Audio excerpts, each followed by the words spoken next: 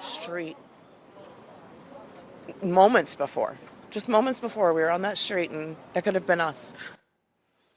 Shock and overwhelming grief in New Orleans. The FBI is investigating an act of terrorism, and the coroner in New Orleans now says at least 15 people are dead after a man intentionally drove into a crowd of people and exchanged gunfire with police celebrating New Year's. We're glad you're here today. We have the developing story that we're following. I'm Kim Christensen. And I'm Tom Green. That attack happened around 4 a.m. Denver time in the French Quarter, less than a mile from the Superdome. The man was able to drive down Bourbon Street trying to run over as many people as he could. That driver was killed in a shootout with police after the attack. The FBI's identified the person as 42-year-old Shamsuddin Jabbar, a U.S. citizen, an Army veteran.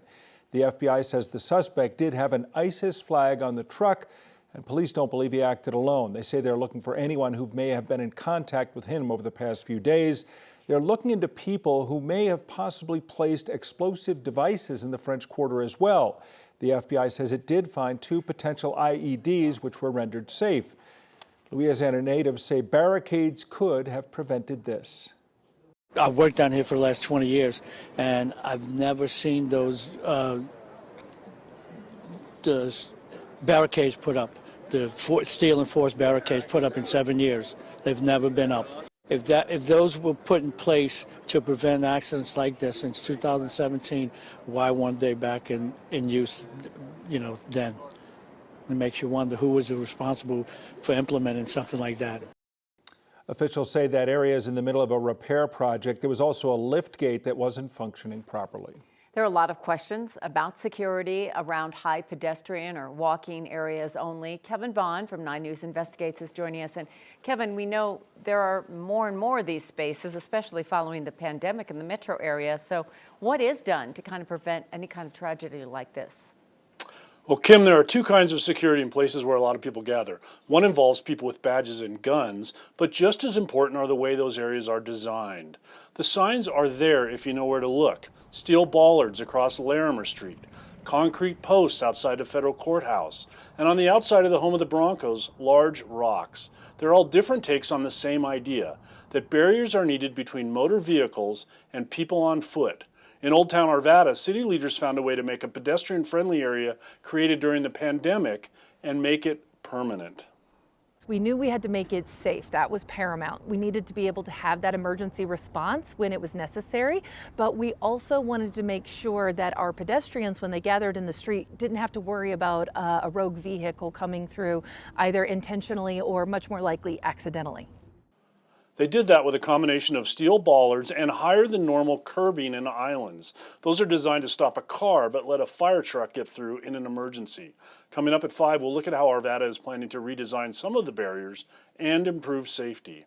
Live in the newsroom, Kevin Vaughn, 9 News. All the things that we don't think about when we celebrate the idea that something is now pedestrian friendly, It's getting the emergency vehicles there, but also keeping everybody safe. And the fact that we have to now have this conversation when we are designing areas where we want people to get together and enjoy their community and their friends. Yeah, it's just sad and wrong. Okay, but we're glad they're doing it. We'll look for that at 5 o'clock. Thanks, Kevin. The Sugar Bowl was set to be played in New Orleans at the Superdome tonight. It has now been postponed by at least 24 hours until tomorrow. Yeah, they're still trying to sort out exactly what officials are going to do to ramp up security or just reassess the security situation around the Superdome. Today, the Rose Parade started with a moment of silence for the victims of this early morning attack in New Orleans. People at the parade, including Louisiana natives, with their state's float sharing their concerns. Very sad, we wake up on New Year's Day and start of a new year and everything, and the first thing you find out on the your phone when you get up is tragedy. It's just some people in the world, you just don't understand how they think, and why are they doing these kind of things. And when you think of New Orleans, you might think of Broncos head coach Sean Payton. Today, during his regular press conferences, he was sharing his condolences. For those that don't know, he spent 15 seasons as the head coach of the New Orleans Saints, and he said he's heartbroken. It's gut-wrenching news, especially this time of the year. There's no great time of the year, but when it happens, when so many people are down there for the bowl game and down there for the New Year's festivities. I hate it. There is going to be much more coverage on the situation in New Orleans on NBC Nightly News. That's coming up at 5:30. Another developing national news story that we're following at this hour. One person was killed, 7 others hurt when a Tesla Cybertruck exploded outside the Trump International Hotel in Las Vegas this morning. The FBI is investigating it as a possible terror attack. Officials are saying this was an intentional act. The person inside the truck was killed. Video shows the smoke coming from the front of the hotel this morning. People posted on social media they did hear an explosion. It's unclear the cause of that fire. It happened after the Cybertruck pulled up right outside the valet entrance doors. Most people staying at the hotel have been moved to another resort. Now to this New Year's Day here in Colorado, where it was a cold start for those who wanted to get out and hike. Many people did it, though, out at Chautauqua Park in Boulder. They bundled up so that they could get out and hit the trails to start the new year with a little bit of exercise. Yeah, look at all those families up there, Kathy. Pretty. It is a nice thing. Take a walk on a day when you don't have a blizzard or something like that. Yeah. Enjoy the new year and the new day together. Yeah, and as Tom mentioned, it really was cold this morning. DIA was 11 degrees. Downtown Denver, not quite that cold. And then we went over to mostly sunny skies, and with the wind shift, temperatures this afternoon warmed into the lower 40s.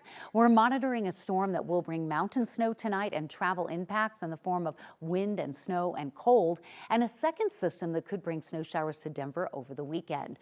We are at 39 in Denver currently, 42 in Pueblo, 34 in Greeley. Winds are relatively calm at the surface, but elevated terrain gusts to 20 and 25 miles per hour. Storm is approaching Colorado from the west. Not a lot to show you on radar yet, but that will be changing. Winter weather and travel advisories are out for 6 to 12 inches of snow, up to 18 in and around the Steamboat Springs area. These advisories will continue through 5 o'clock tomorrow. Avalanche advisories up as well. We ask that you stay inbounds and follow the signs if you're up enjoying all of that fresh snow. Futurecast is showing additional snow tonight. We may have a slight chance of a snow shower in Denver tomorrow morning and in Weld County and across the northeastern plains, as this northwest flow definitely has some cold air support and moisture upstream. It looks quiet in Denver between now and 11 o'clock with temperatures in the 30s. Coming up, we'll detail the extended forecast and the first full weekend of the new year in just a bit. There are still dangerous avalanche conditions in the high country. Crews with CNOT and the Colorado Avalanche Information Center are busy with avalanche mitigation work. They're using explosives to send shock waves up mountains to bring snow down before it falls onto people or cars. Just yesterday, crews brought down several slides near Loveland Pass that were 10 feet deep. Right now, the Avalanche Information Center has an avalanche warning in effect until tomorrow at 4:30. Areas in the yellow that you see right now are under considerable risk, including areas of Vail, Aspen, Leadville, and Breckenridge. A crash this morning on Highway 36 killed 2 parents and hospitalized their children. The State Patrol says a Jeep going north on 36 crashed at Left Hand Canyon Drive north of Boulder. Troopers say the Jeep cut through the grass median and then rolled over. That crash killed those 2 parents. Their 11 and 16-year-old children went to the hospital with moderate injuries. Troopers say the southbound lanes of Highway 36 still remain closed. They are not yet sure what led up to the crash. Westminster police are investigating a case of road rage that ended with a deadly crash. Police got the call at 1:30 this morning on US 36 west of Church Ranch Boulevard. Police say 2 drivers got into some sort of confrontation. Westminster says the driver of a truck got out to confront the other driver when an SUV hit the man. The driver of the truck died. Police say that man may have been drinking. They found an open container in the truck. So far, no charges have been filed. Unexpected snow made for a really rough ride in the Castle Rock area on I-25 last night. Crashes closed the highway for 5 hours, reopening about 1:30 this morning. Colorado State Patrol says the rain there quickly froze and the road just immediately turned icy. Many crashes starting about 8 o'clock. One crash involved 20 vehicles, including a Castle Rock fire truck, ambulance, and battalion truck. CSP says in all the crashes, no serious injuries were reported. In Custer County, Highway 96 remains closed because of multiple rock slides since Sunday. A state geologist was able to visit that area on Monday, with the analysis revealing the rock along the highway is very unstable. The rock slide occurred on an inactive fault line. The state geologist said it's going to take engineers and some blasting to take care of all that unstable rock. For now, the Highway 96 is going to have to remain closed between Westcliff and Wetmore. The new year is an exciting time, bringing new life into the world. Of course, a great tradition that hospitals in Denver have, like in other cities, showing off the first babies born in 2025. So here is Samer Andre Ariano Cambero, born at Denver Health at 1:49 this morning, January 1st. Denver Health gave the family more than 2,000 diapers because of that special birthday. And there was another baby born before that. St. Joseph says its first baby arrived at 12:25 a.m. That baby born early, just 4 pounds, and is currently in the NICU. You know, it's one of those things. If you're pregnant that time of the year, you're thinking, oh no. Which side of the Which side do I want to be of this whole thing? I don't know. Also, it's pretty cool to have a birthday on, I don't know, the start of a new year, or even if it is New Year's Eve. Sneak it in just before. Yeah, that's what I was thinking. Because then you know like people are that, always too. going to want to remember you. That's fine. Congrats to them. Yeah, congrats to all.